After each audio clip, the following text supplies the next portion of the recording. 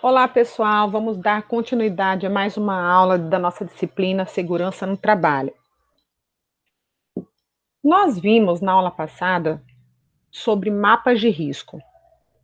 Bom, relembrando, o mapa de risco é uma representação gráfica de um conjunto de fatores presentes nos locais de trabalho sobre a planta baixa da empresa, podendo ser completo ou setorial, capazes de acarretar prejuízos à saúde dos trabalhadores.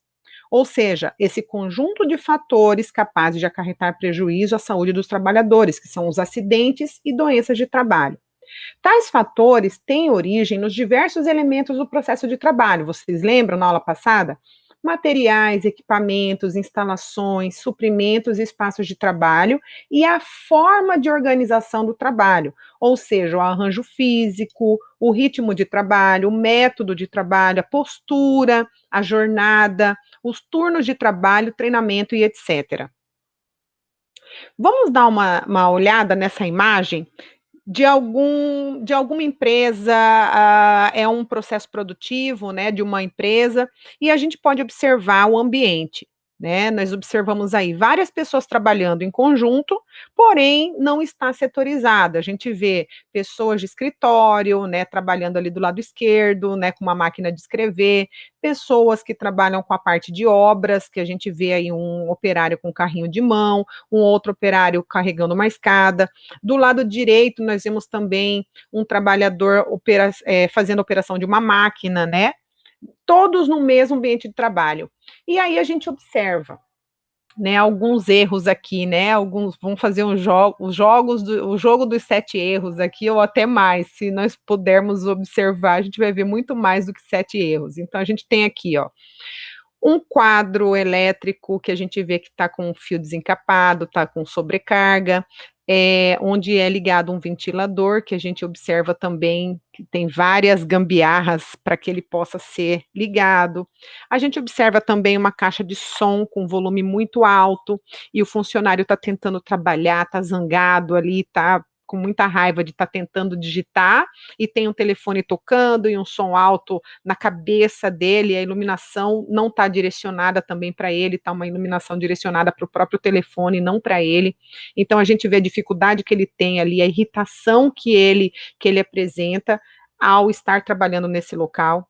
Nós vemos também um extintor pendurado ali na parede, né, em caso de incêndio para que possa ser usado, porém ele está obstruído. Vemos aí várias caixas que a gente não sabe se estão cheias de algum material pesado ou não. O que a gente percebe é que ele está pendurado na parede com teia de aranha, provavelmente sem manutenção, né, sem verificação de validade, se está provavelmente esteja vencido, e a gente observa também essas caixas que estão obstruindo o acesso a esse extintor. Percebemos também a tubulação ali hidráulica exposta, e essa tubulação hidráulica apresenta um vazamento. Esse vazamento já ocasiona uma poça d'água ali próximo a essas caixas. A gente vendo também pela imagem, provavelmente deve ter muita umidade ali, fungo atrás dessas caixas. A gente vê que está bem escura, né, a imagem. Nós vemos também aqui um profissional carregando uma escada de forma completamente inusitada, né? Com a cabeça que ele colocou a escada, né, no pescoço ali, e ele vai andando sem um calçado apropriado para o trabalho que ele está exercendo nessa empresa. Ele está de chinelo e a gente pode ver que tem tábua, né, com prego ali solto, espalhado pelo local. Observamos também aqui, ó, uma máquina, né, que a gente vê que ela está em mau funcionamento, com problemas ali, a gente vê esse símbolo, né, essa escrita de barulho, né, então, ou seja, ela está emperrando, provavelmente não está funcionando bem, está com vazamento de óleo. A gente vê também latas de materiais de construção espalhados pelo chão. Nós observamos também placas, não fume, né? E o profissional está trabalhando nessa máquina que já está com problema, e ele está fumando debaixo de uma placa de não fume. Pessoal, analisando essa imagem, a gente pensa, nossa, mas isso é uma situação, isso não ocorre, professora, isso não acontece. Muito pelo contrário, pessoal. Qualquer empresa que não tenha o mínimo de cuidado com a questão de saúde, de segurança, essas questões que vocês estão observando aqui são muito comuns.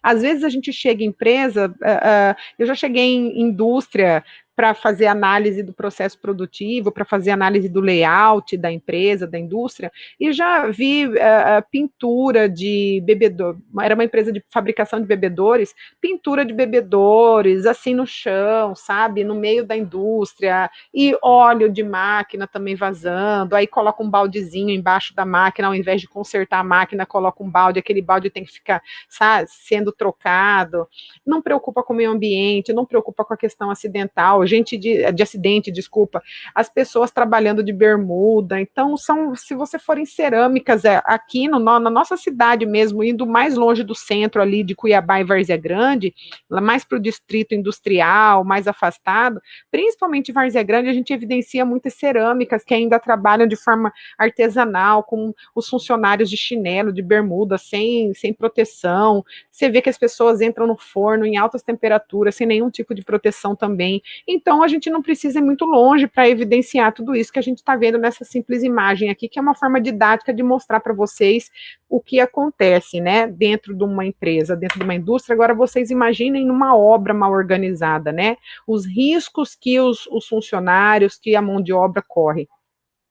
Então, o objetivo da gente fazer esse mapa de risco, da gente identificar esses riscos, e quando, como a gente falou na aula passada, com a participação dos funcionários para identificar os riscos, o que eles passam dentro de cada setor, a gente tem os objetivos. Quais são eles? Primeiro, é conhecer o processo de trabalho no local que está sendo analisado, ou seja, os trabalhadores, né, o número de trabalhadores, o sexo, a idade, os treinamentos profissionais que eles necessitam, os treinamentos de segurança e saúde também. Qual que é a jornada de trabalho de cada um? Será que tem gente que está sobrecarregado? Será que tem gente que está ali e precisa de um trabalho mais emocional, direcionado para o emocional? Os instrumentos e materiais de trabalho, será que esses instrumentos que são fornecidos pela empresa, os materiais de trabalho, são de acordo com as normas, né, de segurança, de ergonomia? Todos os móveis estão adequados? As atividades que eles exercem, né, dentro desse ambiente. Então, identificar também os riscos existentes nesse local analisado, conforme a classificação específica dos riscos ambientais, que é o que a gente já viu na aula passada, quais são os riscos, as cores que identificam cada risco, tá? Identificar as medidas preventivas existentes e sua eficácia. Ou seja, o mapa de risco, além dele identificar os riscos para a própria gestão, no caso de tomar medidas preventivas, identificar essas medidas, né, e a eficácia delas, também serve para o funcionário que está ali saber qual risco ele tá sendo exposto. A partir do momento, dependendo da pessoa e do trabalho que for feito nessa empresa, dependendo do risco que essa pessoa estiver sendo exposto, ele mesmo vai começar a se cuidar, vai tomar as medidas protetivas, vai adequar junto com a empresa, vai se motivar, né, vai ser motivado a tomar medidas junto com a empresa e também ter um comportamento diferenciado dentro daquela empresa. Quando ele vê que o ambiente que ele está tem um círculo grande, por exemplo, de um risco de acidente, ele vai começar a tomar cuidado, né?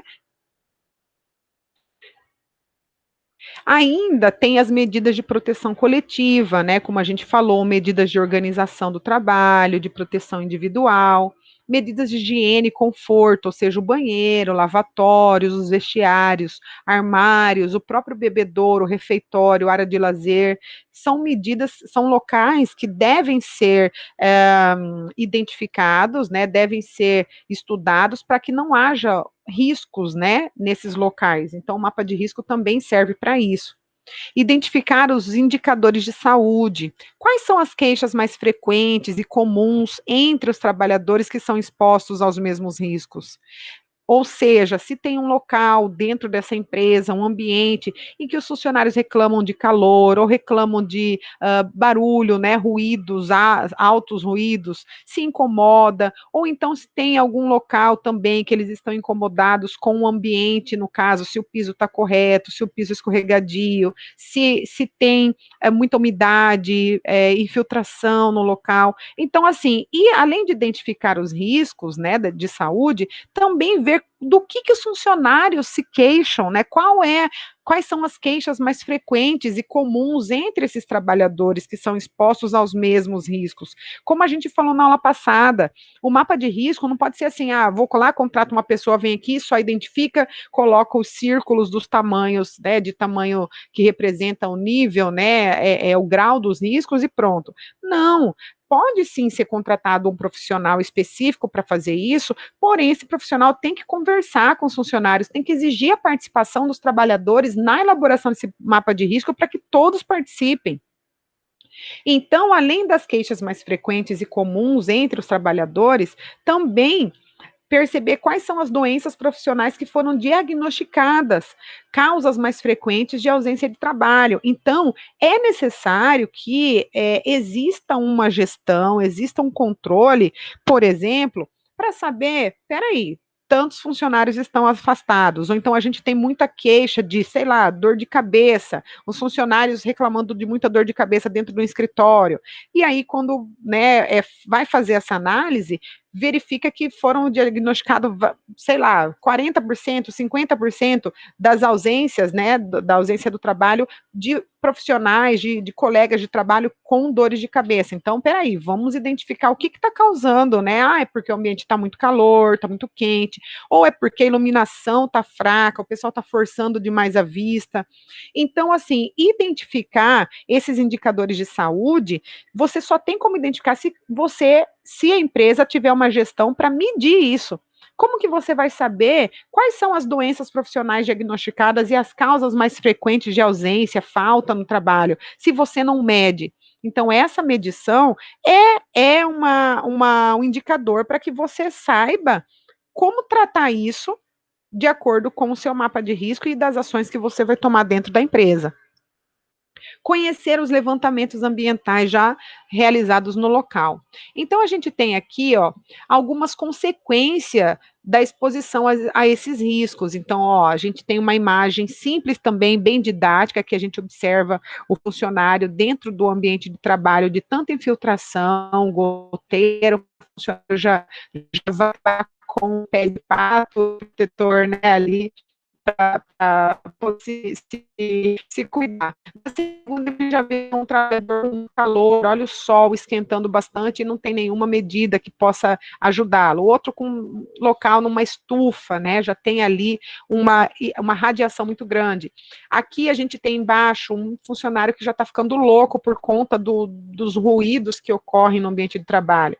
Outro trabalhando com uma britadeira ali, e outro sem iluminação, trabalhando com uma vela para fazer a manutenção de uma máquina, de um equipamento, porque não tem iluminação adequada. Então, aqui, bem didático para vocês saberem. Agora, o que pode acontecer quando o trabalhador é exposto aos riscos, né, aos agentes físicos, né? Então, a gente tem ali os ruídos. O ruído pode dar consequência, né, no trabalhador, no ser humano, cansaço, irritação, dores de cabeça, diminuição da audição, tá? Aumento da pressão arterial, sim, você está exposto a ruídos, você fica tão irritado, tão incomodado, que pode sim aumentar a pressão arterial. Problemas no aparelho digestivo, taquicardia e perigo de infarto.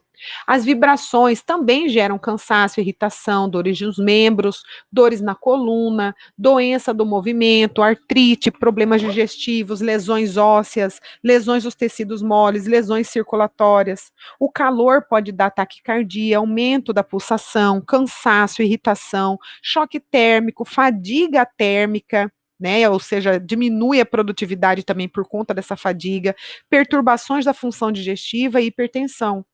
Radiações ionizantes geram alterações celulares, podem gerar alterações celulares, câncer, fadiga, problemas visuais, acidentes de trabalho. As radiações não ionizantes podem causar radiações, não ionizantes geram queimaduras, lesões nos olhos, na pele e nos outros órgãos. O frio, ou seja, exposição a baixas temperaturas, podem ter consequências de fenômenos vasculares periféricos, doenças do aparelho respiratório e queimaduras também pelo frio. Os agentes químicos, né, as poeiras minerais, exemplo, sílica, asbesto, carvão mineral, então podem dar silicose, quartzo, obstose, amianto e neumoconiose dos minerais do carvão. Infelizmente, eu não sei explicar para vocês o que é isso, mas eu posso pesquisar para a gente discutir na próxima aula. Poeiras vegetais, né, algodão, bagaço de cana-e-açúcar, também podem dar bicinose, bagaçose e etc. Poeiras alcalinas, doenças pulmonares obstrutiva crônica e efizema pulmonar. Poeiras incômodas podem interagir com outros agentes nocivos do ambiente de trabalho que potencializam a sua nocividade. Fumos metálicos podem gerar doenças pulmonares obstrutiva crônica, febre de fumos metálicos, intoxicação específica de acordo com o tipo de metal. Névoas, gases e vapores, substâncias compostas ou produtos químicos em geral podem ser irritantes, né, ou causar irritação das vias aéreas superiores. Exemplo, ácido clorídrico, ácido sulfúrico, amônia, cloro, etc. Ainda os agentes químicos asfixiantes, como hidrogênio, nitrogênio, metano, acetileno, dióxido e monóxido de carbono, podem gerar dores de cabeça, náuseas, sonolência, convulsões, coma e até a morte. Anestésicas como butano, propano, benzeno, aldeídio, cetonas, toluenos, xileno e álcoois podem gerar a maioria dos solventes orgânicos, tendo a ação depressiva sobre o sistema nervoso, podendo causar danos aos diversos órgãos e ao sistema formador do sangue. Os agentes biológicos, como vírus, bactérias, protozoários, fungos e bacilos, podem causar doenças infectocontagiosas, exemplo, a hepatite, cólera, amebíase, AIDS, tétano. Os fungos e bacilos, né, agentes biológicos, fungos e bacilos, podem causar infecções variadas externas na pele, exemplo, algumas dermatites, né, e internas doenças pulmonares. Os agentes biológicos parasitas podem causar infecções cutâneas ou sistêmicas, podendo causar contágio. Os agentes ergonômicos, como esforço físico, levantamento de transporte manual de pesos, exigências, né, de posturas, isso daí acontece muito em obra, podem gerar cansaço, dores musculares, fraquezas, hipertensão arterial, o diabetes, úlceras, doenças nervosas, acidentes também e problemas na coluna vertebral, isso é fato, né? Os agentes ergonômicos, como os ritmos excessivos, trabalhos de turno, diurno e noturno, monotonia e repetitividade, sabe aquele trabalho que fica repetindo sempre a mesma função? Uma jornada prolongada, controle rígido da produtividade e outras situações, né, como conflitos, ansiedade, responsabilidade, podem gerar cansaço, dores musculares, fraquezas, alterações no sono, da libido e da vida social, com reflexos na saúde e no comportamento. Hipertensão arterial, taquicardia, cardiopatia, asma, doenças nervosas, doenças do aparelho digestivo, gastrite, úlcera, tensão, ansiedade, medo e comportamentos estereotipados. Então, a situação é grave. Agentes mecânicos, como arranjo físico inadequado, pode gerar acidentes e desgaste físico excessivo. Ou seja, maior distância para carregamento de peso, maior distância para circulação, então desgaste físico excessivo. Os agentes mecânicos, como máquinas sem proteção, podem gerar acidentes graves. A iluminação, quando é deficiente, pode causar fadigas, problemas visuais, acidentes de trabalho, dor de cabeça, né, incômodo. Ligações elétricas deficientes podem gerar curtos-circuitos, choques elétricos, incêndios, queimaduras, acidentes fatais, né? Armazenamento inadequado pode ocasionar acidentes por estocagem de materiais sem observação das normas de segurança, né? Por exemplo, estocar produto químico ou produto perigoso juntamente com produto material comum, então é um risco, né, de acidente por estocagem de materiais sem observação. Ferramentas defeituosas, ou seja, acidentes principalmente com repercussão nos membros superiores, corte dos dedos, corte das mãos. O equipamento de proteção individual inadequado pode gerar acidentes de doenças profissionais. Animais peçonhentos, ou seja, escorpiões, aranhas, podem gerar, né, ocasionar picadas por animais peçonhentos. Outras situações de risco que podem contribuir para a ocorrência de acidente. Então, pode ter possibilidade de incêndio ou explosão, dependente do agente mecânico, tá? Aqui, pessoal, nós temos uma identificação do mapa de risco, né, para vocês interpretarem, que a gente viu na última aula, que além dos círculos comuns, a gente observa aqui uma outra forma de identificar, são círculos com várias cores. Pessoal, esse tipo de identificação nada mais é do que, nada mais significa que, por exemplo, na sala de extração de DNA, nós temos 4 riscos, que são riscos grandes, tá? E que são na mesma proporção. Então, ao invés de desenhar 4 círculos grandes com as cores dos tipos de riscos, eles desenharam um círculo grande com os 4 riscos que representam, tá? Então, é uma outra forma de representação. Aí conhecer o processo, né, algumas etapas para a elaboração do mapa de risco. Então, conhecer os processos de trabalho no local analisado. Então, identificar os riscos existentes no local de trabalho conforme classificação da tabela 1, no anexo 4 da NR5. Então, a gente já viu na aula passada uma tabela resumo, e essa aula a gente tem aqui uma outra tabela resumo para vocês, que é o anexo 4 da NR5. Então, a gente tem divisão pelo grupo, pelo risco e pelas cores que representam cada risco. Identificar os riscos existentes no local de trabalho, então a gente vê aqui algumas imagens, né? Identificar as medidas preventivas, né? Que são existentes e qual a eficácia. Então, a gente tem lá o controle médico, né, o atestado de saúde ocupacional, fornecimento de equipamento de proteção individual, utilizar e seguir as normas de segurança, realizar treinamentos, fazer inspeções regulares, sim, sempre estar fazendo inspeções regulares e não deixar essa responsabilidade somente para o engenheiro de segurança e para o técnico de segurança. Ou seja, contribuir nas inspeções e nas verificações de toda a gestão do sistema de segurança no trabalho, tá? Da aplicação da segurança no trabalho na empresa. A gente tem aqui alguns agentes, né, os agentes de risco, e a gente tem aqui, quando que a gente sabe que um risco é pequeno? Quando os agentes existem no ambiente com concentração ou intensidade que a capacidade de agressão às pessoas possa ser considerada desprezível, um risco baixo, um risco pequeno. Quando que a gente sabe que um risco é médio? Quando as condições agressivas dos agentes estiverem abaixo dos limites toleráveis para as pessoas, mas que causem desconforto, com ou sem proteção individual ou coletiva. Por exemplo, está lá um funcionário num ambiente que está muito calor, ou que tenha um ruído muito alto, que incomode, está abaixo do limite tolerável, quando você vai lá com o aparelho, né, para evidenciar se tem o decibelímetro lá, ou com o aparelho que vai aferir quantos graus está no ambiente, calcula ali o conforto térmico, está abaixo dos níveis toleráveis, dos índices, porém causa desconforto. Então, você já pode classificar como médio. Agora, quando um risco é grande ou alto, significa quando que você pode classificar esse risco no mapa de risco como grande, né? É quando a concentração, a intensidade e o tempo de exposição estejam acima dos limites consideráveis, toleráveis pelo organismo humano, e não há proteção individual ou coletiva eficiente.